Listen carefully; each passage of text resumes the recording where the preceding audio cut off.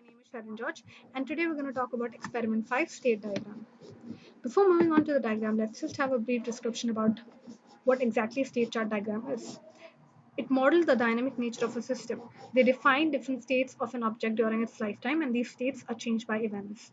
It describes the flow of control from one state to another state. States are being defined as a condition in which an object exists, and it changes when some event is triggered. This is an example diagram of a state chart diagram. For example, we are reading the card and the next state is reading pin. So the states, all the state, we have around 5 states here: reading card, reading pin, choosing transaction, performing transactions, include transaction, and ejecting cards. So these are the states, and you can see how the system is moving from one state to another. So we have displayed the relationship between each states using the arrow marks. So this dark circle here is shaded circle here is the starting point, and below you can see a shaded circle surrounded by another circle which is the ending point. Let's move on to the state chart diagram now. So this is the state chart diagram for conference management system, which is our topic. So this is the starting state. Then the next state that we have is register, and after that we have the state choose role. So from register, once it is registered, the user can choose the role.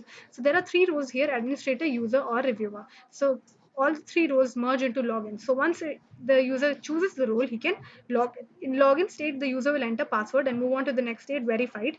And if it fails, it will move on to the previous state saying that password incorrect, login again. And if it is okay, it's verified perfectly, that it moves on to the next state, which is reviewer, or user, or administrator. All three states are in the same level depending upon what the user chose. So if the user chooses reviewer, it would the user can download papers, review paper, and cross-checking of data. So these will be the three states. If the user chooses user, then the states will be select conference title, submit papers, download comments, database, log out. And all in all these states, we have above the arrows we've mentioned how they will move on to from one state to the other state. For example, the user will move on to database when the user wants to view comments. Then it will move on to download comments when the user wants to actually see the comments.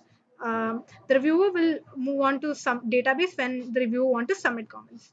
The reviewer will move on to log out when the reviewer wants to log out. So let's move on to administrator part. The administrator will have another state, maintain database. That's it. So when the administrator, user, and reviewer, all three of them want to log out, they will all move to the logout state. And from the logout state, we move to the final state. So I hope you understood. This is the brief description of state chart diagram. I hope you understood. Thank you.